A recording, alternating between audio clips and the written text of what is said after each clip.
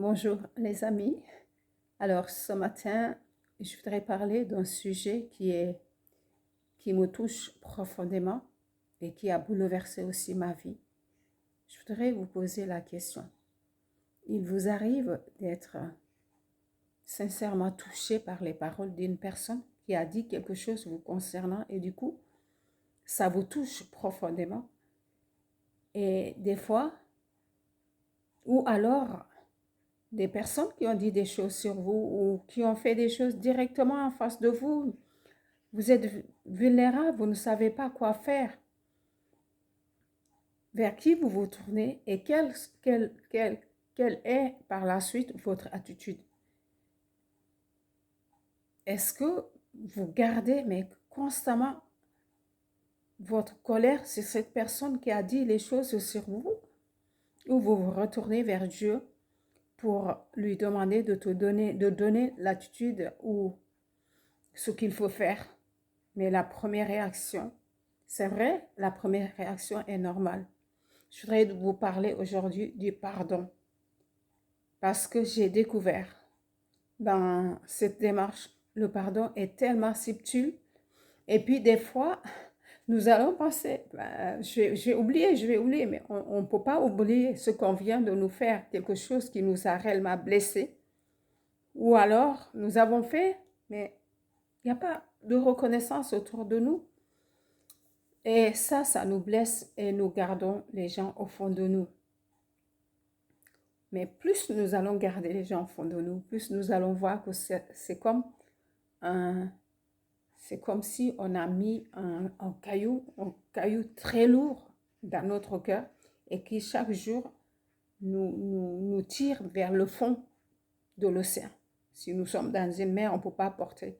Si on doit nager, on ne peut pas porter un caillou. Si nous le portons, il nous entraîne vers le fond de l'eau. Alors ce matin, c'est de ça que je voudrais parler. Je suis Adélaïde et je suis coach formatrice à Maxwell Leadership. Et j'accompagne les personnes, les femmes, dans la reconstruction de leur vie de famille, leur vie de couple et leur entreprise, pour rebâtir leur entreprise.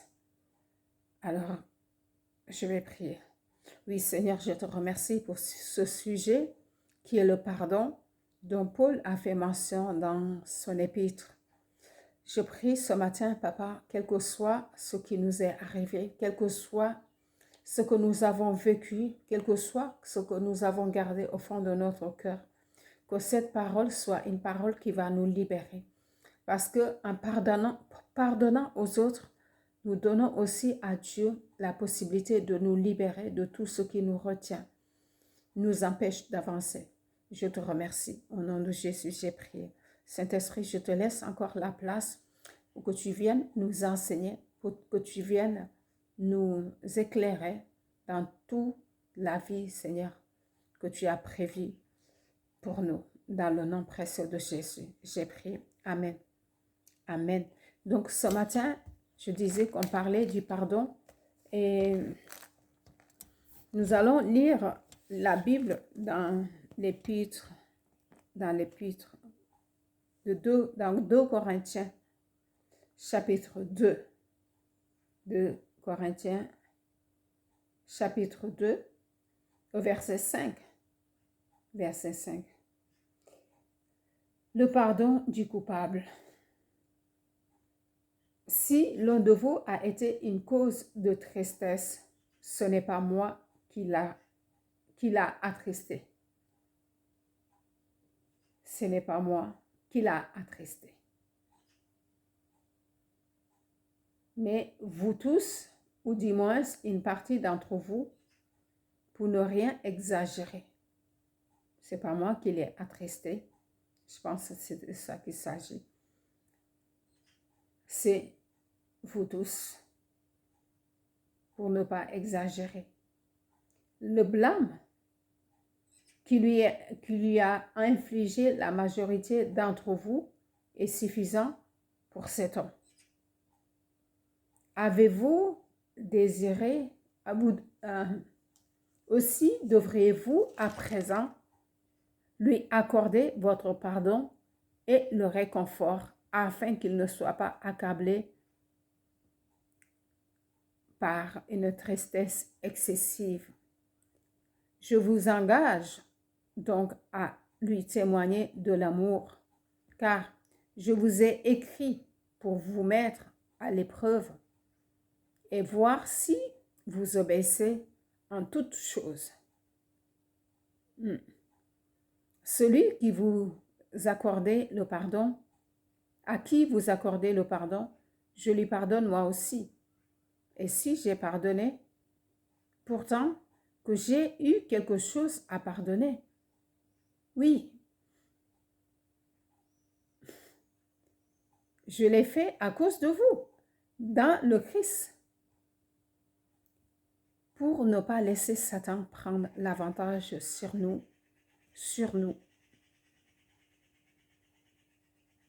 Nous ne connaissons en effet que trop ses intentions. Voilà, peut-être je commencerai, c'était arrêté, c'était saccadé un peu parce que Paul, dans ce petit texte, a révélé, a fait surgir beaucoup de points. Dans un petit texte, il a concentré d'énormes points. Paul était en train de prouver aux Corinthiens pour quelle raison il n'était pas venu. Parce qu'il avait programmé de venir les voir. Mais pendant qu'il était en train de programmer, de projeter de venir les voir, il s'est rendu compte qu'il se passe trop de choses au sein des Corinthiens même. Et nous avons vu dans sa première lettre tout ce qui les a reprochés. Et maintenant, il s'apprête à venir, il se rend compte qu'il y a encore beaucoup d'autres choses. Il a décidé de ne pas venir. Parce que, c'est vrai, des fois, on apprend quelque chose et nous voudrons le régler sur le champ. Et si nous le réglons sur le champ, nous risquons de le régler avec une colère excessive et causer la tristesse des personnes que nous devrions normalement apporter la joie ou la paix. Et dans ce cas-là, Paul a décidé d'ajourner son voyage et d'attendre le moment opportun pour aller voir ces personnes. Mais il n'a pas ajourné en restant sur place. Il a préféré envoyer une lettre pour leur dire, écoute, j'avais projeté de venir, mais voilà ce qui s'est passé. J'ai préféré ne pas venir, mais de vous écrire afin que vous preniez le temps de régler tout ce qui se passe autour de vous avant que je ne vienne au milieu de vous. Parce que mon but, c'est de vous apporter la joie. Mon but, c'est de faire en sorte que vous soyez dans la paix et que quand nous nous retrouvons, nous ayons des choses plus réjouissantes à nous partager que de dire des choses qui fâchent. Mais maintenant, je vous envoie cette lettre-là pour que vous preniez le temps de restaurer, de régler cela avant que je n'arrive chez vous. Et c'est dans ce sens-là, c'est aussi, est-ce que dans une profonde détresse de cœur serré et avec bien de larmes que je vous ai écrit cette lettre, non pour vous attrister, mais que vous sachiez combien je vous aime. L'amour qu'il portait pour les Corinthiens a fait en sorte que Paul a décidé d'écrire cette lettre de façon très, très, très rigoureuse, mais non pas parce qu'il voulait leur faire de mal, mais il voulait les amener vraiment à ce qu'ils changent de comportement, que leur vie soit transformée entièrement. Et ce qui se passe là ne se passe plus jamais.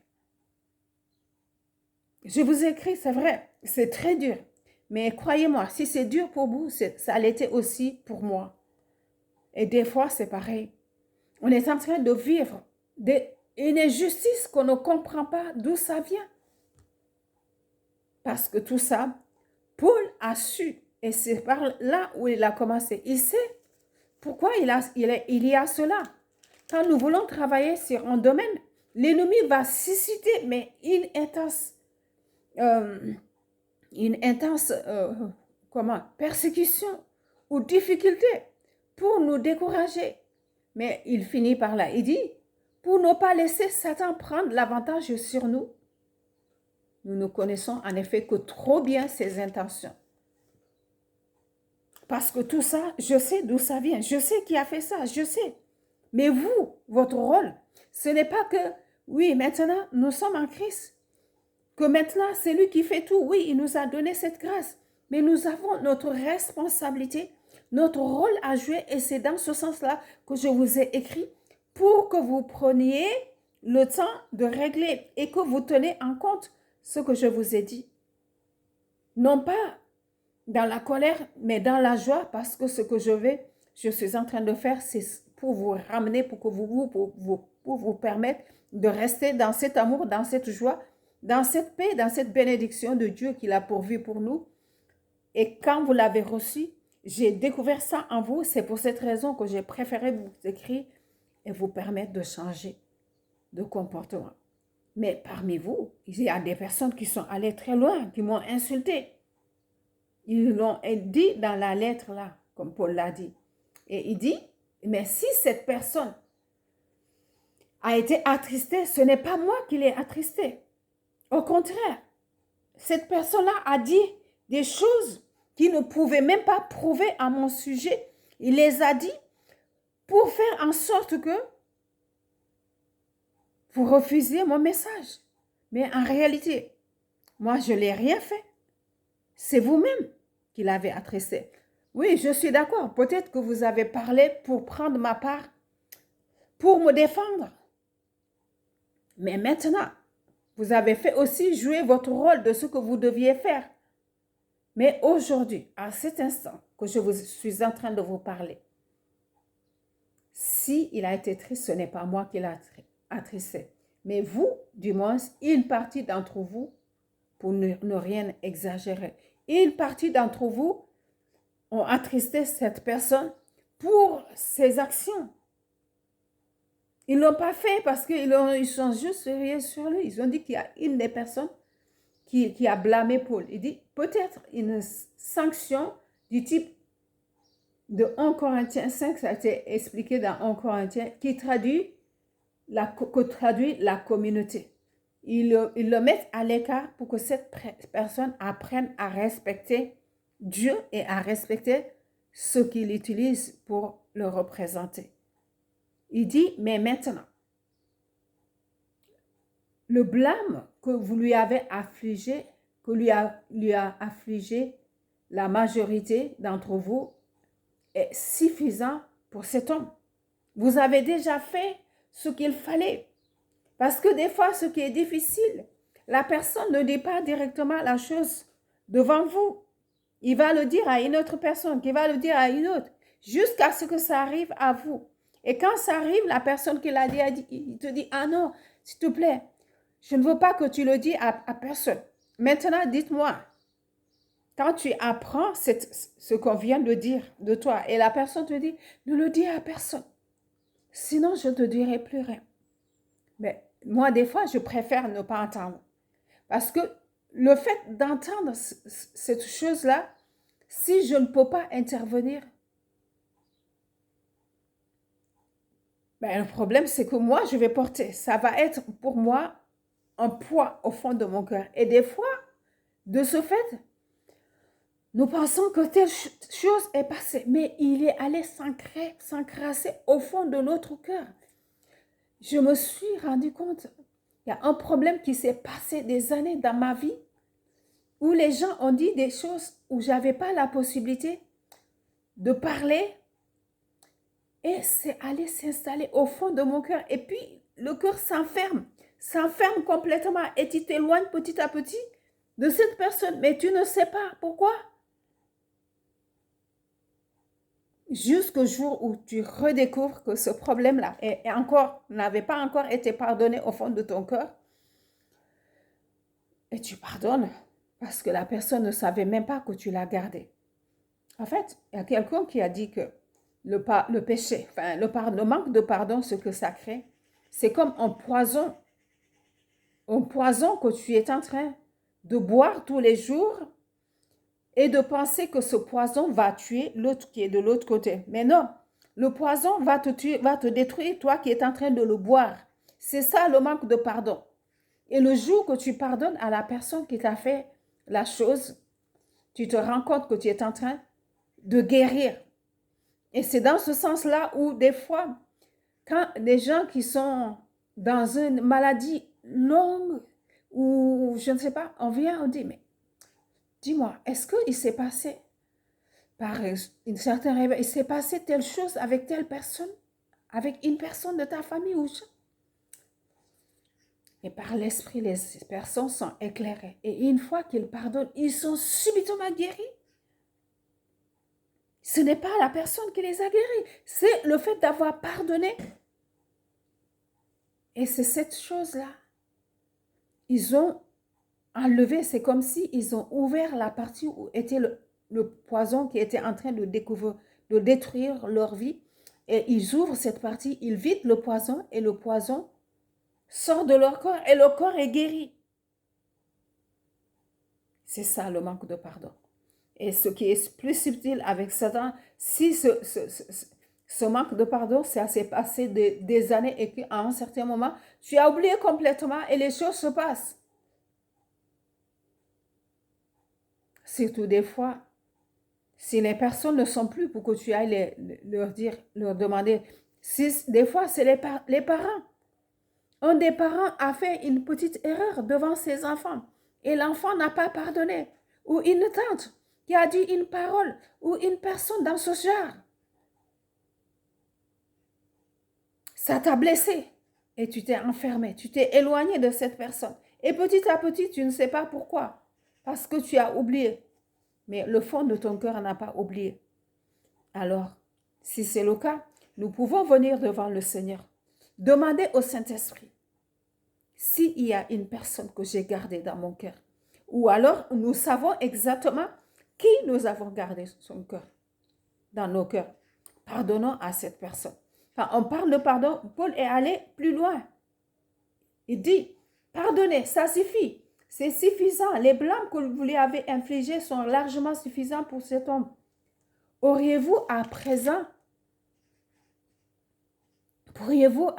lui accorder votre pardon et votre réconfort? C'est-à-dire, quand on vient pardonner à une personne, peut-être oui, cette personne-là aussi, dès l'instant qu'on l'a mis à l'écart, il vous a emprisonné aussi dans son cœur.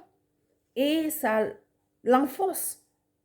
Maintenant, une fois que vous avez pardonné, prenez le temps de réconforter cette personne. Parce que c'est ce réconfort qui va la guérir. Et c'est ça qui va prouver la véracité de votre pardon. Parce que si on dit, ah, j'ai pardonné, mais je n'oublierai jamais ce qu'il m'a fait. Ah, il y a quelque chose, il y a un mais qui va empêcher cette personne de guérir. Et ça va vous empêcher non plus aussi de vous approcher de cette personne. Je ne dis pas que si ce n'est pas possible de vous approcher de cette personne, que vous forciez. Vous faites jusqu'à ce que les deux côtés aient pardonné.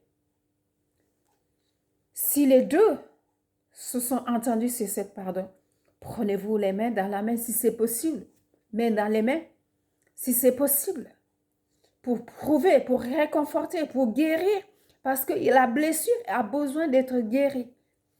La personne peut pleurer parce que ça lui a fait mal. Parce que la blessure, on vient de toucher une plaie qui était au fond d'elle-même. Et il faut que cette personne-là guérisse. Prenons le temps nécessaire pour éprouver ce pardon. C'est la seule et l'unique chose qui va permettre à cette personne de guérir et à vous-même. Rappelez-vous que le manque de pardon, c'est le poison à l'intérieur de votre corps qui va amener certaines choses que vous ne comprenez pas dans votre vie. Afin que la personne ne soit pas accablée par une tristesse excessive. Ça arrive, surtout entre nous chrétiens. Parce que l'excessif, c'est quoi?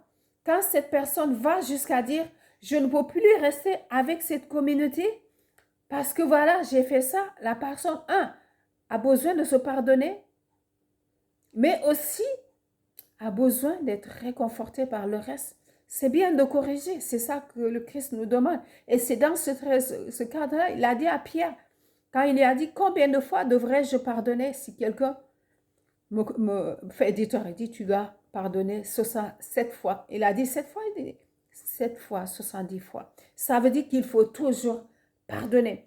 Et dans les règles du pardon, parce que quand il parle, il dit de réconforter la personne. On ne pardonne pas, puis on dit, ah non, non, on ne s'approche pas d'elle parce qu'on sait ce qu'elle est.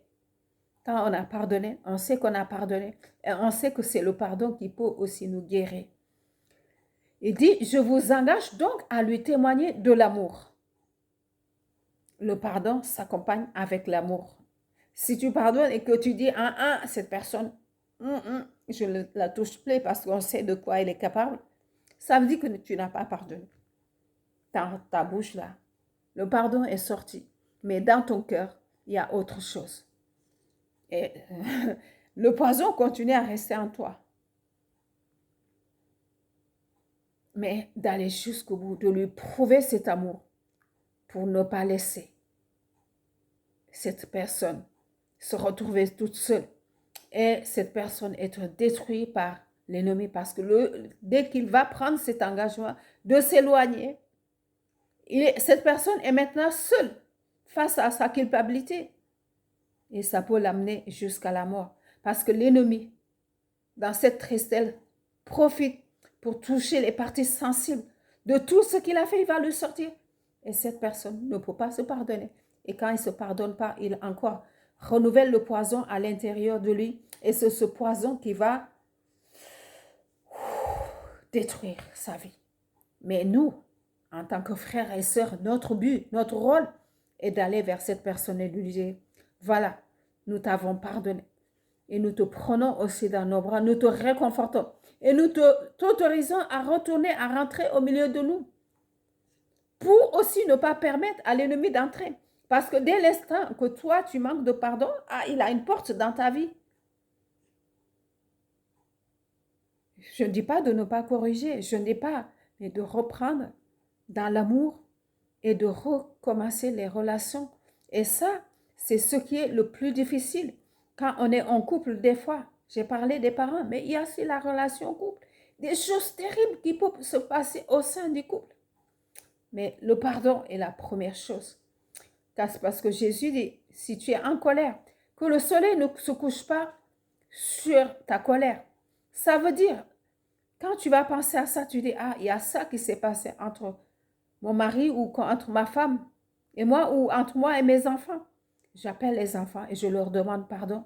Et vous fermez la porte à l'ennemi parce que sinon, vous lui laissez la porte d'entrer dans votre maison. Et ça fait des dégâts dans les familles.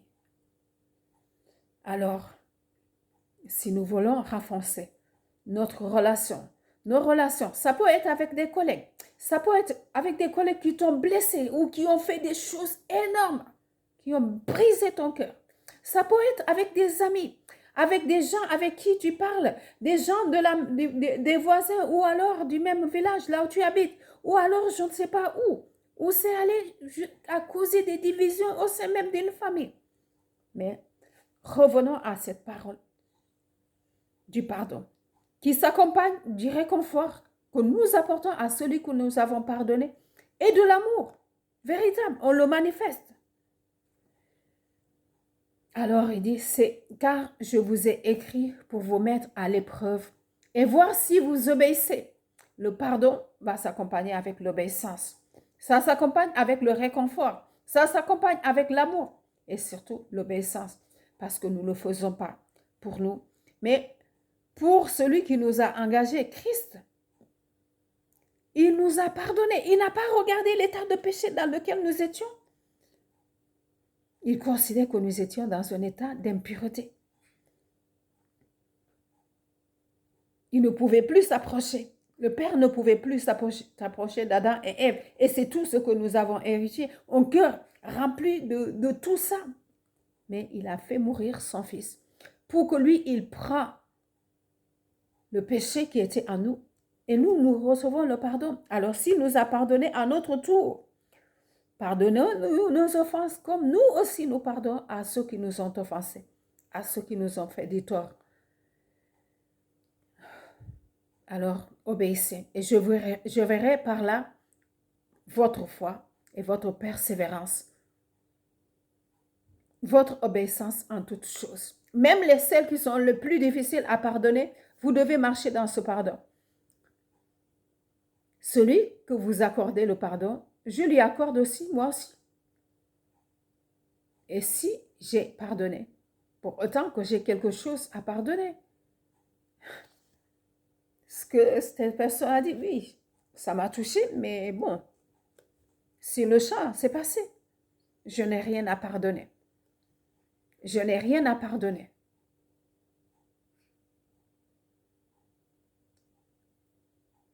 Je l'ai fait à cause de vous devant le Christ.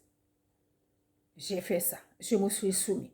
Même d'autres disent, mais tu dois lui demander, mais qu'est-ce que je dois lui demander? Pardon, je rien fait. J'ai rien fait. C'est lui qui m'a fait faire. Oui, pardonne. Et toi aussi, quand tu as appris, ça t'a fait mal. Et ça mérite de pardonner et d'être pardonné. Demande-lui pardon. Mais je n'ai pas à lui demander pardon. C'est à lui de me demander pardon. Non, c'est à toi qui es conscient de la chose qui doit demander pardon. Parce que c'est ça qui va apporter la libération. C'est toi qui vas te libérer et libérer aussi celui qui est en face de toi. Waouh! Si vous pardonnez, moi aussi, je pardonne. Je l'ai fait pour vous. Je l'ai fait à cause de vous dans le Christ. Pour ne pas laisser Satan prendre le devant, les dessus. C'est ça.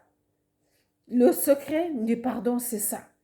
Parce que dès l'instant que tu commences à ronchonner contre une personne, Satan a vu ça. Parce que c'est lui l'accusateur. Il a vu. Il va dire, ah, regarde, elle est en train de...